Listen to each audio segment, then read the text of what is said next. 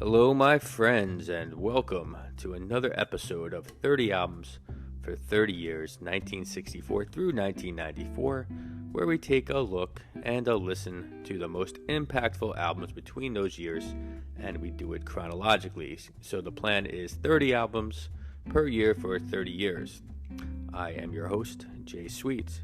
On today's episode, we will be evaluating The Beatles' A Hard Day's Night, from United Artists Records, released in the U.S. on July 10th, 1964, recorded between January 29th and June 2nd of 1964. We will also be talking to Andrew and Brian Tess, who are the co-founders of the popular New Jersey-based band, the Black Ties. Both are former students of mine who have made quite a name for themselves on the Beatles circuit for their incredible interpretations of Beatles music, although they now also include a wider range of materials during their live shows. The boys will talk about it, and they'll also perform for us as well. So check it out, The Beatles' A Hard Day's Night. All right, so I'm sitting here with Brian and Andrew Tess from the Black Ties. Hello. Hello. I feel like I've known you guys a while. Yes. When did we first meet? This must have been about a decade ago or so, I think. Yeah, at least, I'd say. Yeah, so you were, what, 13 years old? I think I was 12 maybe. Started taking lessons here. Wow. Yeah. And now we're here. Yeah, You- I was probably somewhere in high school. Yeah, it's good. It's a success story from Sweet Yes. Music Academy. That's huh? Oh, right. yes, yeah. Yeah. This is homegrown. Right. So tell me about the band. Tell me about the Black Ties, how they formed, and what your repertoire was early on. Even though we're brothers, I wasn't even the second member of the Black Is that Ties. true? Yeah, it's really true. Yeah, Yeah, I was that's- actually the third member. Who It's was the pretty second crazy. member? Bernie Torres. Oh, yeah, very yeah, nice. yeah. She's awesome. Brian and her went to middle Yeah, school yeah, together. She's great. That's right. Yeah. And I actually remember, just to go back, I remember you asking me, what do you think about the name, the Black Ties, for a band? Oh, And I said, I think you got something there, man. You're going to wear black ties? And yeah. Yeah. Yeah. Oh, yeah. And that was it. Like I think we were in the middle school band and all that together, and then we just started doing some songs, and we obviously were very inspired from the Beatles and everything like that, and those kind of groups from around that time.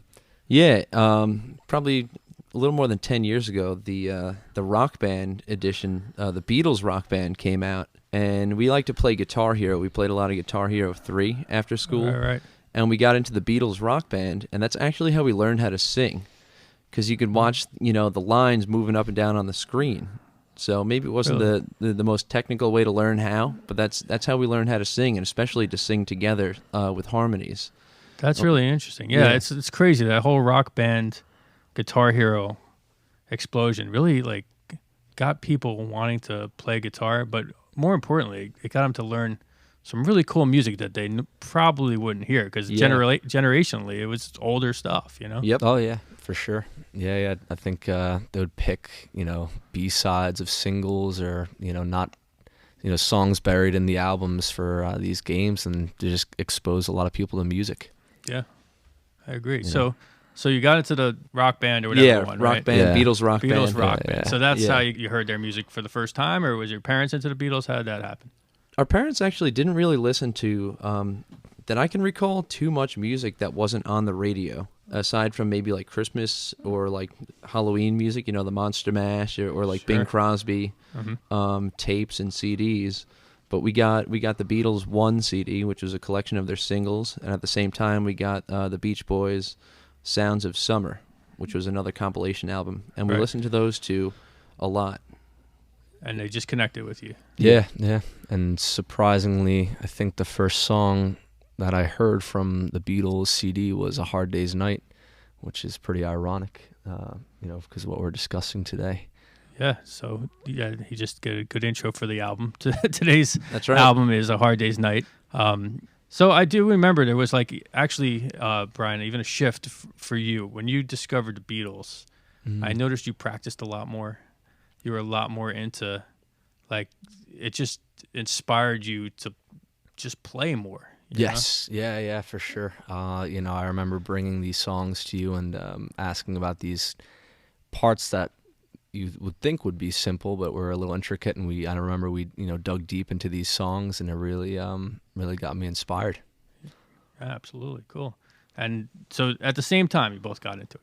Yeah, I'd say. The first song I heard that I knew was a Beatles song, we had this assignment in middle school in computer class where we had to take like a pre-selected catalog of songs, choose one, and make a music video, like where you make the lyrics, light up on the screen, right. Synchronize them.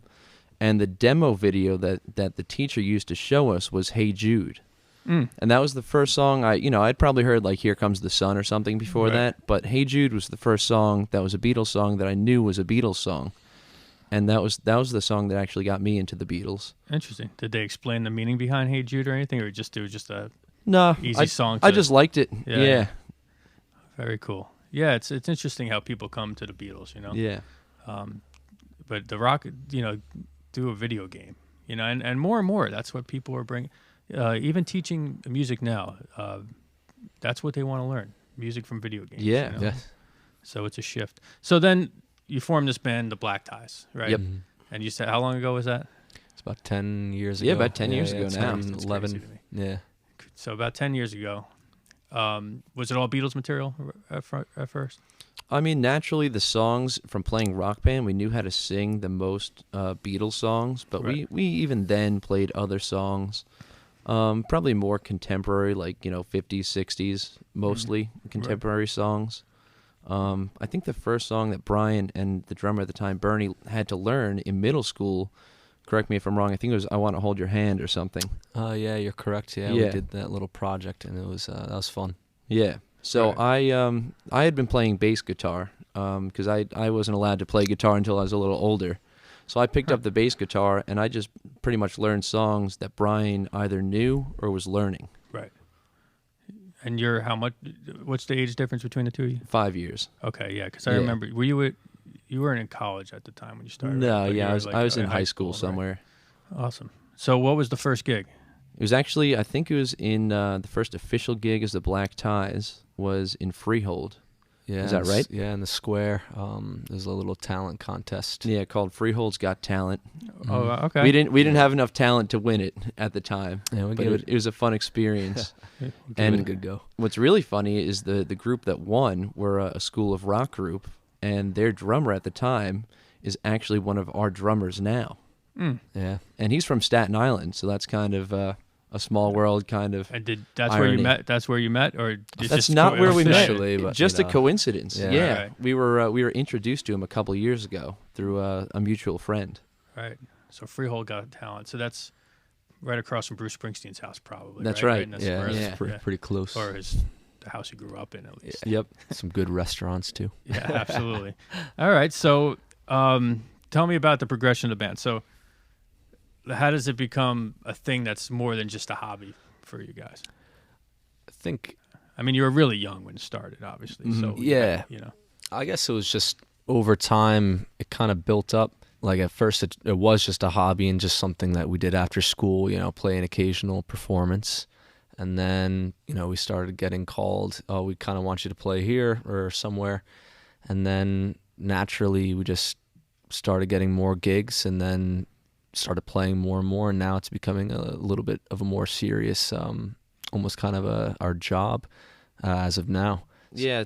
In the beginning, it was mostly like friends. We play at a backyard barbecue or something, Right, or sure. a local business or something like that. Mm-hmm. And then, it only takes a couple people, and the word of mouth, I think, is still, even in the age of social media, is still a very strong way of promoting something, because people say, wow, this was really cool. And that's how, even today, I'd say we get most of our gigs and how most people hear of us by chance, almost in a way, rather than promotion. Right. I was my father-in-law, who doesn't know that I know you guys. He's in Staten Island. You guys must have played some stuff in Staten Island. Yeah, we have. And he's like, "Hey Jay, you ever hear this? This is great band. The Beatles, great. And I don't really like the Beatles that much, but these guys really had it together. Do you ever hear the Black Ties?" I said, "Yeah, I kind of know those guys." So So it starts out, typical backyard barbecues, parties for your friends, Right. some local Jersey Shore clubs, I'm sure, right? Mm-hmm. Yeah, And, yeah. what's the biggest gig that you've done now at this point? I think that I could think of is this festival we did in Indiana, and there's a few thousand people there, which was kind of crazy to experience, and everyone was into it, which was really great. Yeah, what's interesting about that, it's in I think southern Indiana, right on the border of Louisville, Kentucky. Okay.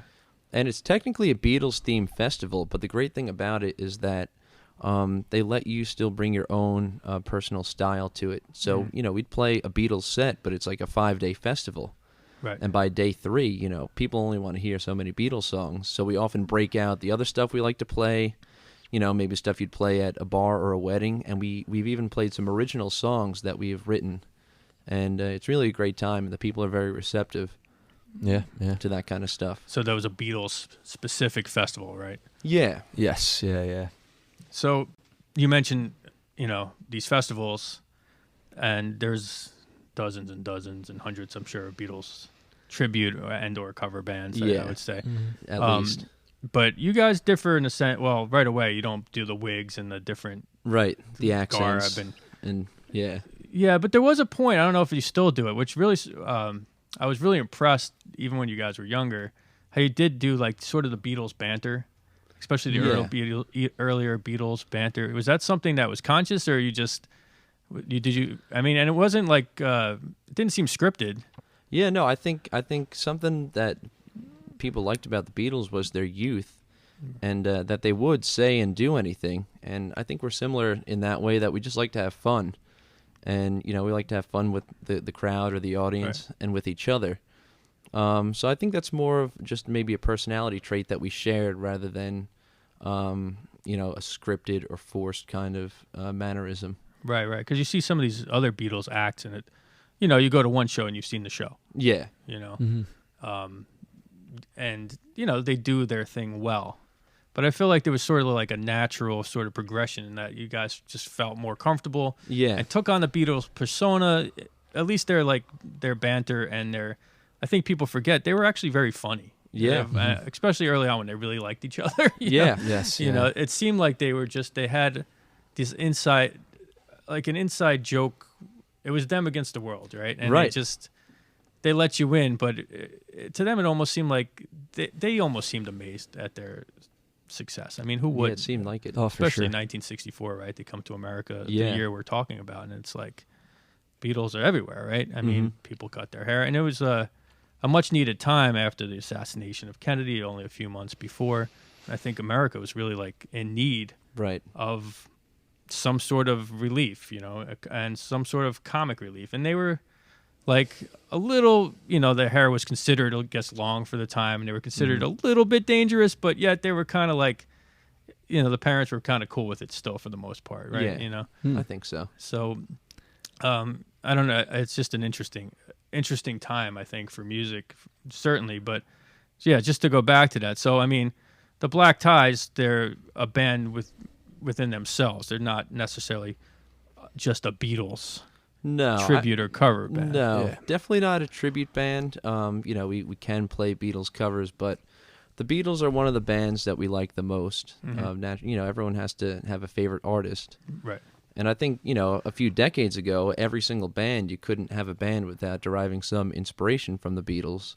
Right. And now more so, maybe the artists that you listen to may be the ones that were listening to the Beatles, you know what I mean? So kids today are probably not listening to the Beatles as much as kids 30 years ago. Yeah. In a way. Yeah, I'm surprisingly so. Like some of the courses that I teach, the music appreciation courses and jazz history, American music and stuff, I ask about the Beatles at times, and I'm surprised how little. Yeah. I just take it for granted that the Beatles are something that's part of the ether and something that everybody knows.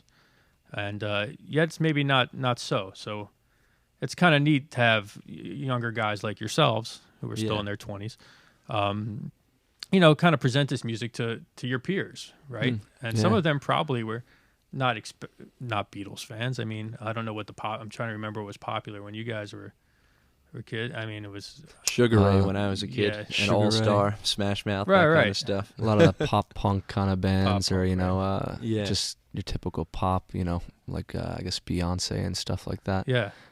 Avril Lavigne. Mm-hmm. Right. Yeah. And they're all great in their own right as well. Yeah, no, absolutely. But, Yeah. To get guys your age into the Beatles and then beyond, now branching out more into jazz and some bluegrass, I know. Yes. So tell me about, like, the Black Ties now. What percentage of your shows, like, what's a typical Black Ties show now in terms of material that you play and things like that? It honestly ranges. Depends on the audience. Yeah, but usually, on our set, it could be like a Frank Sinatra tune or a Beatles tune, and then it could be like Ed Sheeran or Nirvana, or even, like you were saying before, a jazz tune. It could be really whatever. We kind of like to play to the crowd and really get everyone engaged and make them have a good time. Right. That's what we like to do. And I noticed you recently added a saxophone player to some of your gigs. Is that a permanent member of the band? Or it depends on the situation? I guess it kind of depends on the situation. Maybe I shouldn't say maybe he doesn't know. Maybe he doesn't know his situation. We'll find out. No. No, he knows. He comes out every once in a while, gives that little extra push or a little dynamic that you don't usually expect. Sometimes it depends on the venue and everything like that when we have him come out. Mm-hmm. Yeah, it's a different configuration. You guys are the founding core, members of the band. We're stuck with each other, You have this other individual. What's the guy's name who's been playing with you for quite some time? Ben. He plays guitar. He's a George Harrison. And he does some singing kind of guy in the band, I would say. Yeah, I guess or lead guitar. Yeah, he takes most of the lead guitar roles. Very very quality guitar player, very quality guy. Yeah, and he's got those singing down too, so you guys get the 3-part harmonies. Oh yeah, right? yeah. He really likes harmonies. He does. Yeah. And so the singing, not really formally trained, right? No, not at all. No, you guys just figured it out. Yep. Yeah, kind of. He might have taken a few lessons a little while ago, but yeah, none of us, to my knowledge, are that trained in singing. I think everyone's born with an ability to sing. Sure. Maybe some soul. Some of it better. Maybe some people are more meant to sing than others. Right. But when we, we became more and more comfortable doing it as we played more and more. Mm-hmm. Some people, they might get stage fright and be nervous to go out and sing. But to us, it just, now it's more something that's kind of natural. I think especially being brothers, there's something a little more unique to it as well. Right. So when you worked out those harmony parts, are you singing the harmonies exactly as the Beatles are for the most part? I mean, it sounds pretty close. Yeah, usually we like to be pretty true to the harmonies in certain songs. Right. And you just work them out between the two of you at home or something like that. Yeah. Sometimes consult YouTube or something like that if you need some assistance. Yeah. Okay. Or Cool. the proving grounds of the Beatles rock band for the because they were pretty. pretty. We'll fire up the Wii if we can get stuck. Right. That's a good way to do it. Right. And working with your brother, there's been a lot of bands with brothers in it. How's that dynamic? Yes. Well, do you have any brothers? No. Yeah. Sometimes it's really good. Sometimes brothers can fight. Yeah. I'm sure anyone who has a brother can attest to that. Right. Sure. I mean, But- what do you got? Oasis. They couldn't get along. Yeah.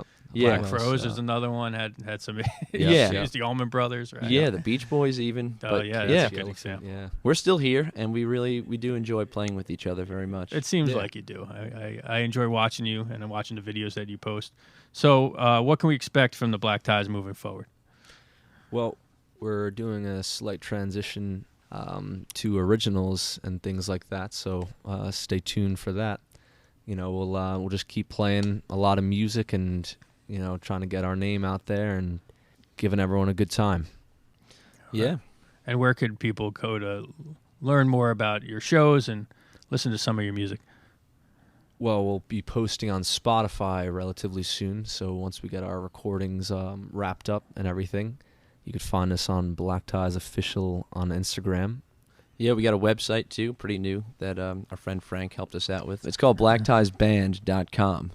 All right, great. We'll make sure we get all the all the social media links and everything right, and we'll link it to our website as well, if that's cool with you guys. Sure. Yeah, of course. Sure. All right, well, I think anything else you want to... Oh, Hard Day's Night. Yeah. We're here to talk about Hard Day's that's what Night we're here as well. for. Oh, Yeah, so Tell me about your connection with that album. What do you like about it? How'd you come to know it? I think it was. Oh, look at this. Ooh. Hold on. Here we go. They're joining us. They're joining. We got some ambulances going by. All right, I think we're good to go. What I think was really interesting about it was, I guess, kind of made for a movie, and it was a movie soundtrack, but it was also still cutting edge in the songwriting, I feel. There wasn't, I feel like if you compare an Elvis movie, not that I don't like the Elvis movies or his songs in the movies, I feel like they were kind of, you predicted the song, if that makes any sense. But these songs, they were pretty formulaic. Yes. After a while, for sure. Yes. Yeah. Cookie cutter kind of stuff. Yeah. Sorry, exactly. Elvis fans, but yeah, that's No, the truth. they're still good tunes, Yeah. But We know a couple of Elvis fans. oh yeah, these songs had character, and it still had the quality of the Beatles. And I think this was the perfect blend of an era where they still had a lot of live energy, but also a lot of studio energy. Because early on, they were just a live band. They played shows, and later on, they were a studio band. Absolutely. But during A Hard Day's Night, I think that they didn't get any of that fatigue or burnout that came with touring and the whole Beatlemania thing. John in particular, because he was a rather cynical guy. And I think especially his songs on A Hard Day's Night were really, really good. I really enjoy most of the songs that he wrote. I liked them all. I think some of them, as he even probably said, were kind of like fillers that they had to write to fill in slots in the movie. They were so hot, I think it was just we have to release as much material. Yeah. And it was pressure for them to do so because they were marketable and they were profitable, right? Yes, yeah. So they, I guess the good thing for them, which I point out in one of the early casts, is that because they were a live band and playing the Cavern Club for 3-4 hours gigs, maybe more than at least, that. yeah. I think they 6-7 played, hours. Yeah, sometimes, right? I think they were doing 8 hours in Germany and everything like that. 3 sets a night, 4 sets a night. Mm-hmm. They had so much material. It's just they were able to do the filler. But Hard Day's Night, I think, as Brian pointed out, was the first album, if you will, that had all original material. Yeah. Mm-hmm.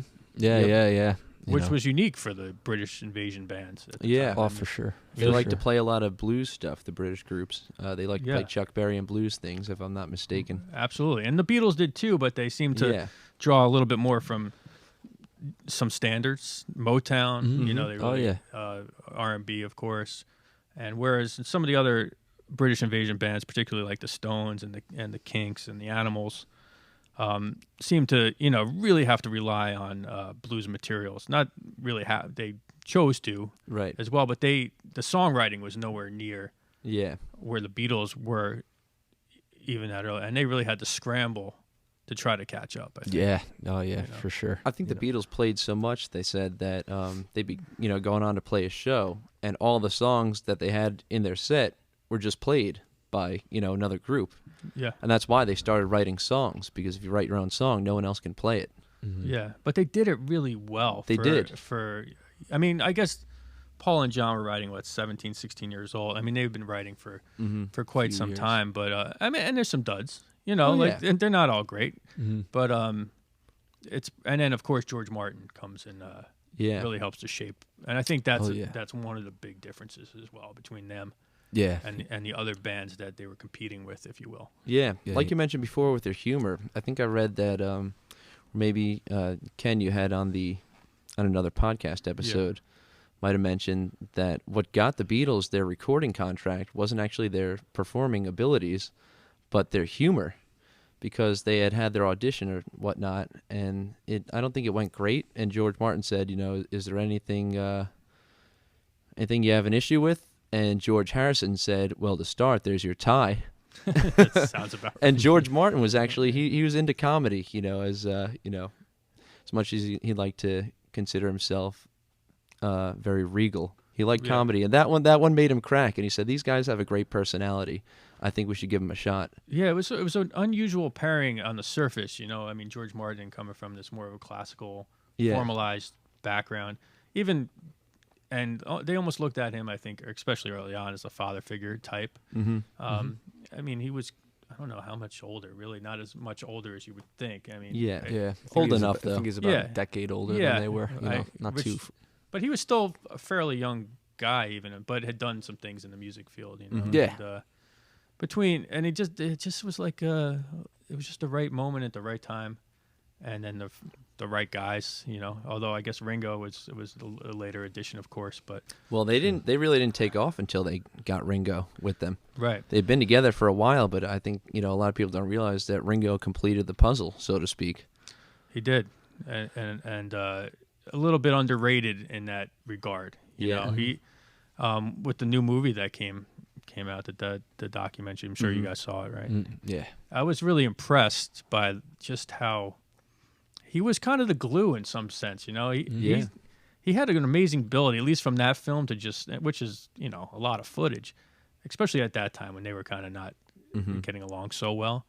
Just to kind of step back and let them work it out. You know, it's pretty remarkable. Yeah. Coincidentally, a friend of mine just recorded his new album. Plays cool. bass on it, which is pretty cool. Nice. Yeah, Bill Muller. That's great. I love Ringo. Yeah. He's a lovable kind of guy, right? And the guy looks amazing for however old he is. You know, it's ridiculous. So, Hard Day's Night. So you were the album. You respond to the album. It's an album you guys particularly definitely. enjoy. Yeah, for sure. I don't think it's either of our favorite albums, but it's definitely up there. Definitely not one of the least favorite. Yeah. I think Brian likes, if I'm not mistaken, he likes With the Beatles and Rubber Soul. Yeah, those a are lot. mine. And he got me there. into the earlier stuff. Actually, one of my favorite Beatles albums now is Live at the Star Club, a live album from when they played in Germany. But when I was in high school, I don't know if it's a high school thing, I was more into their later stuff.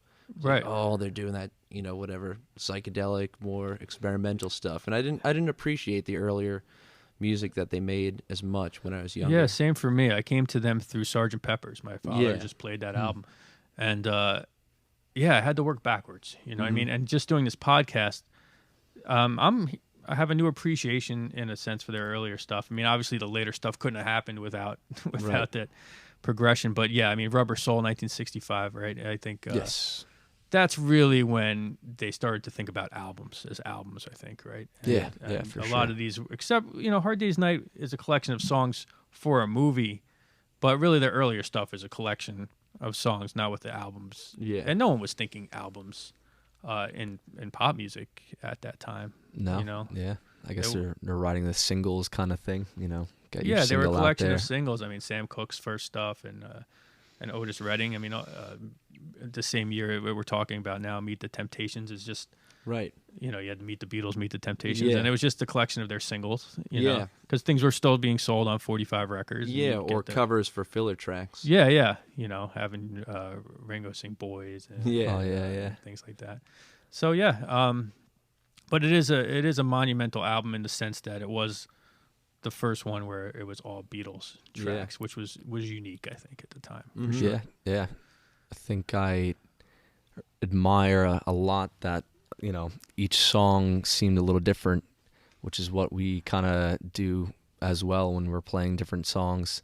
You know, like And I Love Her had a little like bossa nova jazzy kind of feel, you know. Tell Me Why was like a show tune kind of thing, you know, and then You Can't Do That was like you're just classic rock and roll kind of sound. And I think it was just awesome that they had that all on one album. Usually someone would do that, you know, on the next album, you know, they would develop into the sound, but they had just so many different influences and sounds coming in that it was awesome. Yeah, I think that's a really good point. I mean, they were pretty remarkable in showcasing their influences, and people accepted it. Mm-hmm. And you're right. I can't think of any other albums at the time in which you could hear a jazz standard, perhaps. You know, they did, you know, some of that, and just you could all their influences were prevalent on in those albums. And I think partially because they knew how to play to an audience, and just like you guys, they could see if the audience wasn't responding to a certain direction, and they could shift. Yeah. And maybe we have an older audience. Maybe we have to play older songs, you know? Yeah, for sure. And then they showcased them on the album, partially because they just needed to get some crap on record, right? Yeah. Because, like, we got 4 or 5 records this year, you know, to make it. But partially because they did. And they drew from those influences later on. But, just to go back real quick, I do remember... Andrew, you mentioned that, you know, it was the later stuff, but Brian, I think for you, and I kind of, if I remember correctly, you really liked the earlier stuff, and I think even when I tried to earlier introduce some of the later stuff, you really weren't as interested. Yes, yeah. I think the reason why is, I guess you could say it's a much more simple sound. They weren't developed songwriters, even though they were still writing great songs. But I just liked that it was a band kind of thing. It still was a whole collaborative effort. I think when you get to the later albums, when you dive deep into the song facts, you'll find that like one of them would play like 3 of the instruments for the whole, for the song, right. And their energy in the early stuff and their chemistry was really unmatched. Yeah, their personality came through. They were a gang. Yeah, exactly. They were like their own little gang, and it's unfortunate that didn't stick, but they somehow in all that angst they were able to make this great music. But the process was obviously much different, and it took a lot longer to make those records. Yeah. They could crank them out in the earlier days. Yeah. No, they were like lightning in a bottle, and I think, you could have your opinion and say one of them was the talented force, but I think, their talents and highs and lows brought together really gave them that sound that everyone likes, they just have a memorable sound, and it's unique. You almost can't really describe what it is because it's just like, it's just the Beatles. It was something in the air, and there was no one else like them. Yeah. Yeah. Very cool. Well, unless you guys have anything else you want to add about the Beatles, I think we're going to let you play. All right, cool. Play a tune. Yeah. What do you think? Thanks again for having us. Thanks for being here. It's good to see you guys. This is great. Ready? 1, 2.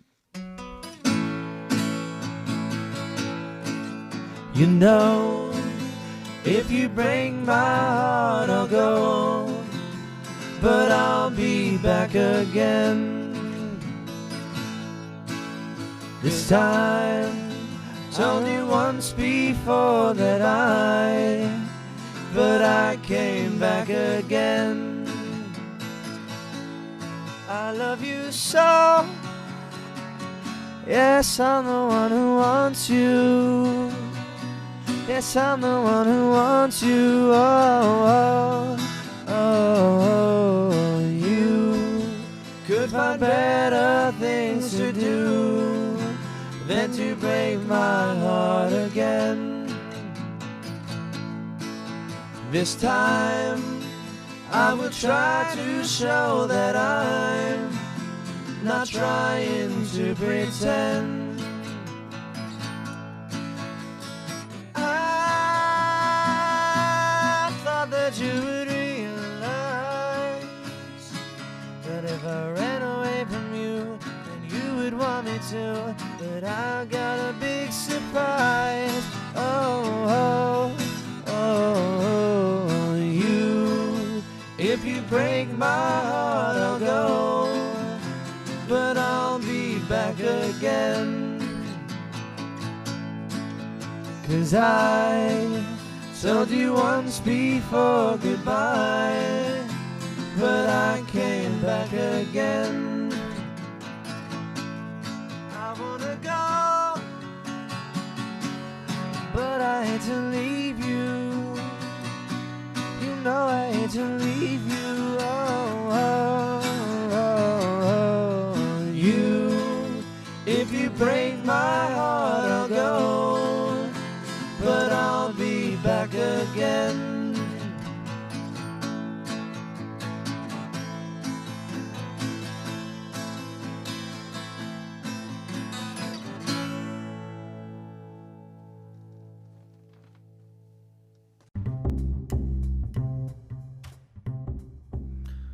All right, so let's talk about the album, The Beatles, A Hard Day's Night, again released in the U.S. on July 10th, 1964. A Hard Day's Night was the group's first full album of all original materials. It's also the only album in which Lennon and McCartney wrote all of those materials. The album's title comes from a phrase used by drummer Ringo Starr after a particularly long day, where he calls it a hard day's night. 7 tracks from the album were included in the group's hit musical comedy film of the same name, and the movie A Hard Day's Night portrays scenes from 36 hours in the group's life at the height of Beatlemania. Both the film and the album were rushed to continue spreading the joyful rash that was the Beatles before the itch faded. did. In their haste, they created a masterwork. With the album, the boys charted a #1 record for 14 consecutive weeks in the US, and the album eventually went 4 times platinum. That's 4 million albums, folks. It was also a #1 hit in England, Australia, Germany, and Finland. The material of A Hard Day's Night essentially mimics the music from Something New, the Beatles' 5th American release in the US. Both albums have a lot of the same tracks. So check it out. The Beatles, A Hard Day's Night.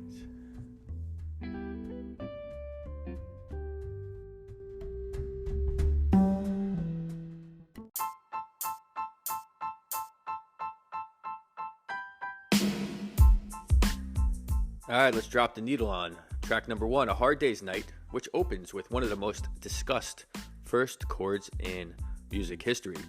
There is so much analysis as to what this chord is, and it's likely some sort of an F add 9 chord in the guitar with a D in the bass, making it an F13 add 9 chord. Well, what does it all mean? It means already the group was open to some experimentation.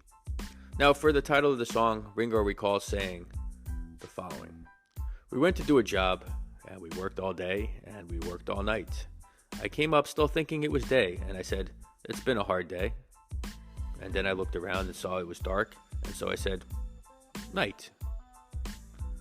The song was mainly written by Lennon, but McCartney also had some input. Harrison's usage of the electric 12-string Rickenbacker electric guitar and his famed guitar solo inspired Byrds guitarist Roger McGuinn to adopt the same sound. The tune was a #1 hit in the US. It's hard driving, wonderfully performed, well written, and it has a cowbell.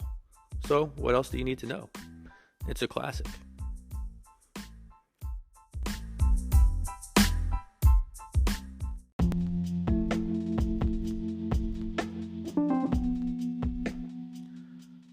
Alright, track number 2, I Should Have Known Better, a phrase I often say to myself. It was the B-side to A Hard Day's Night, and I Should Have Known Better features John Lennon on the harmonica, George Harrison's simplistic 12-string electric guitar solo, and Lennon's vocals as well. It's ridiculous to think that this was a B-side. It's better than most singles from the time, and there's only one short instance of vocal harmony in the entire tune, which is near the end of the word mine, which makes sense, mine, and then we add some extra voices. It's a great track. I should have known better.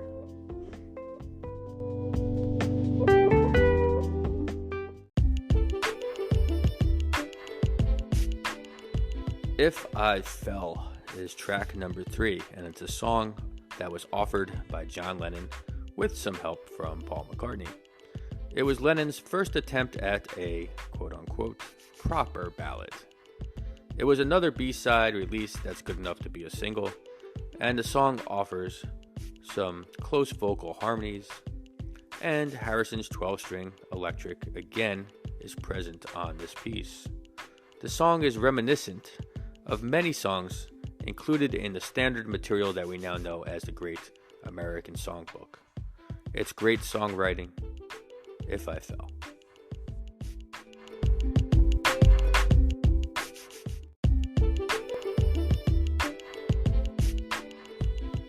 Track number 4, I Am Happy Just to Dance With You, is a pretty formulaic song written by Lennon and McCartney as a vehicle for George Harrison to have a piece to sing lead vocals on for the album.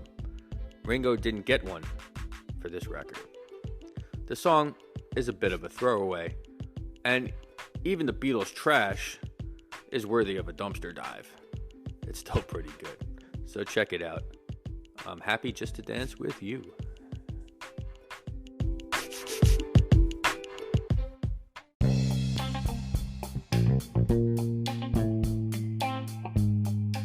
The 5th track is a classic.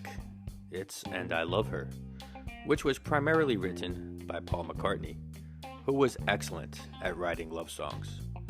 McCartney says the following: "It was the first ballad I impressed myself with."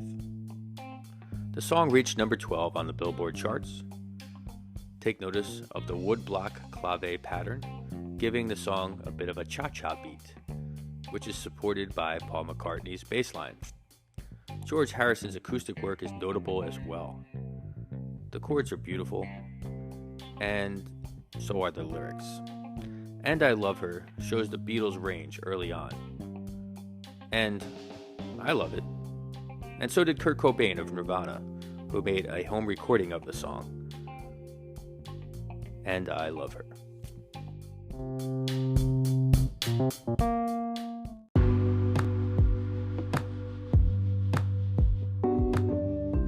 Track number 6 is Tell Me Why, and I will tell you why.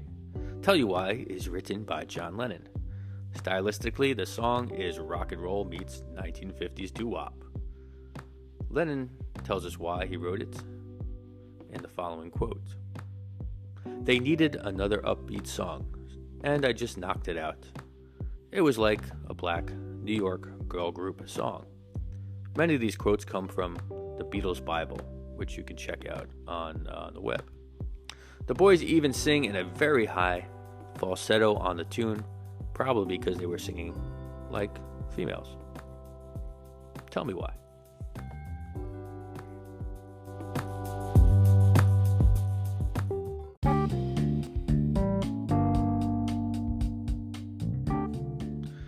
It's quite likely you know this one, the final track of side number 1, Can't Buy Me Love, which is a great closer to side 1 of the record. The song was written by Paul McCartney, and it offers fine lyrics, a driving bass line, and strong guitar work. Ringo holds it all together, and Can't Buy Me Love sold over 2 million copies in its first week and was a number 1 smash. It's pretty much a perfect rock and roll song.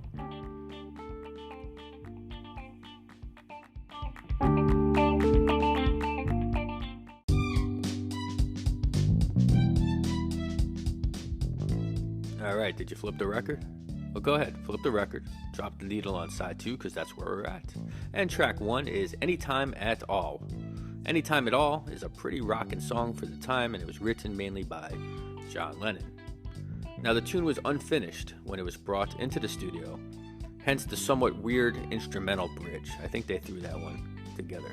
Now, remember, the Beatles were intent on getting this album out quickly, but the chorus makes the song work, and it's a song you can listen to anytime at all. Check it out.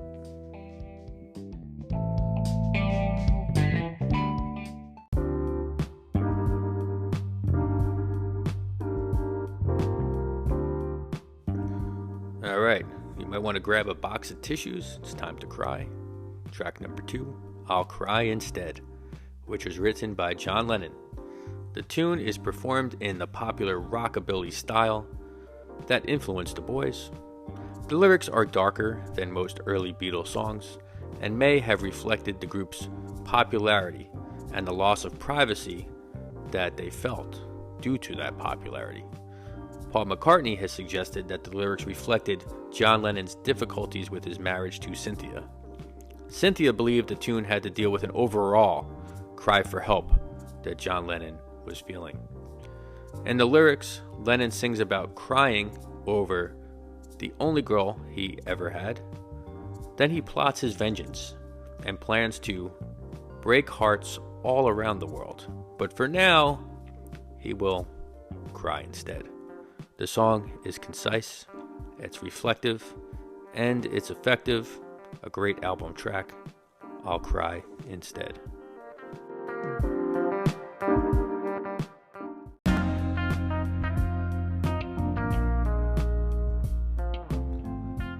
The third track of side 2 is The Things We Said Today, which is a somewhat overlooked Beatles track, which is kind of weird to say. Paul McCartney wrote the tune while on vacation with his then-girlfriend, actress Jane Asher. The lyrics describe how his and Asher's career and schedules would often separate them.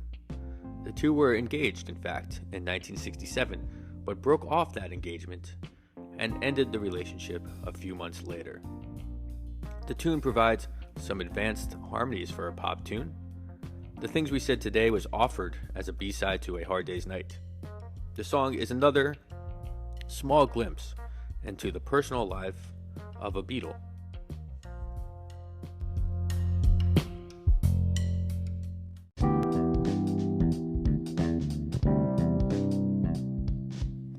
This next track is When I Get Home.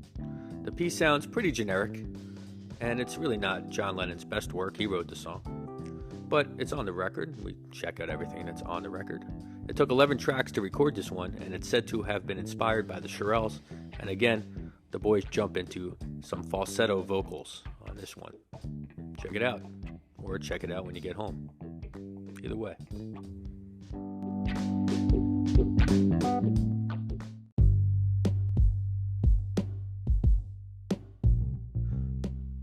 The fifth track of side 2 on the original LP is You Can't Do That.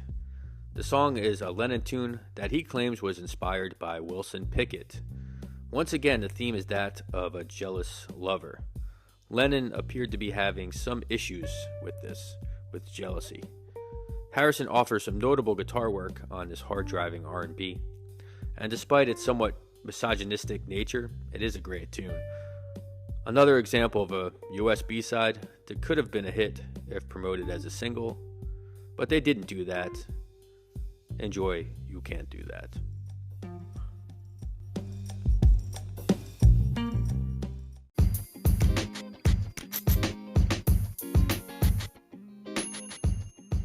Very tempted to do this one in a Schwarzenegger type voice.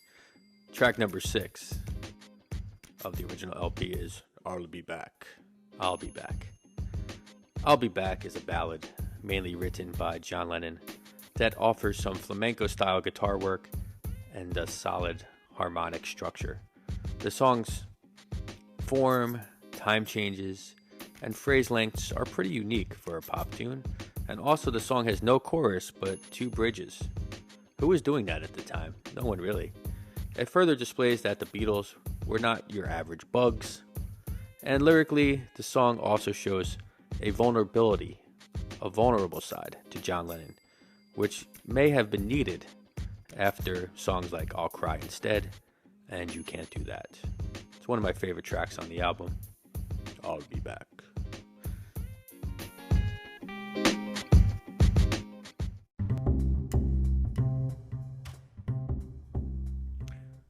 All right, cats, we're done. We made it to the end of the record. We're definitely better for it. So lift the record off the player or leave it on. Listen to it again. I don't care.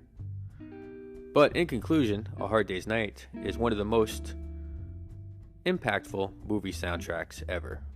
I use that word a lot, impactful, but I think it fits here. And the Beatles were on this major tear in 1964, as we've discussed. The success of this album really put an exclamation point on possibly the greatest year a band had ever had. Again, it was number 1 on the Billboard charts and reached 4 times platinum. Great record.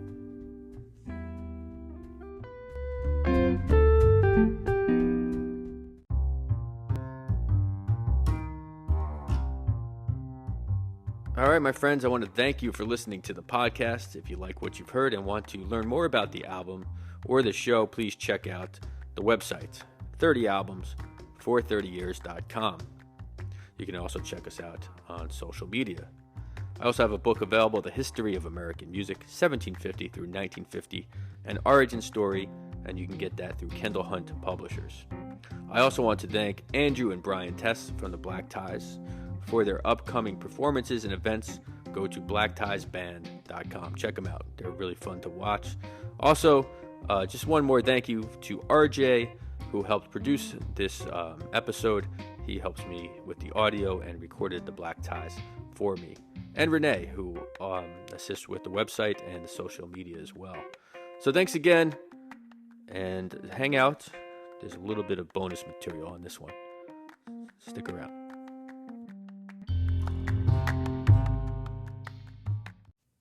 All right, thanks for hanging out for the bonus section. In this bonus section, we have one more tune by the Black Ties.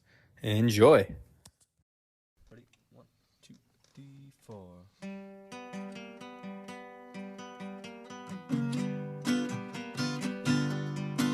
I got something to say that might cause you pain. I catch you talking to that boy I've got. I'm gonna let you down and leave you flat, because I told you before, oh, you can't do that. It's the second time I caught you talking to him. I have to tell you one more time, I think it's a sin. I think I let you down. Let you down, leave you flat. Gonna let you down and leave you flat. Because I told you before, oh, you can't do that. Everybody is green, 'cause I'm the one who won your love. But if they see, oh, you're talking that way, they laugh in my face. So please listen to me if you wanna stay mine. I can't help this feeling, I'm out of my mind. I'm gonna let you down, let you down, leave you flat. Gonna let you down and leave you flat. Because I told you before, oh, you can't do that. Oh, you can't do that. You can't do that. You can't do that. You can't do that.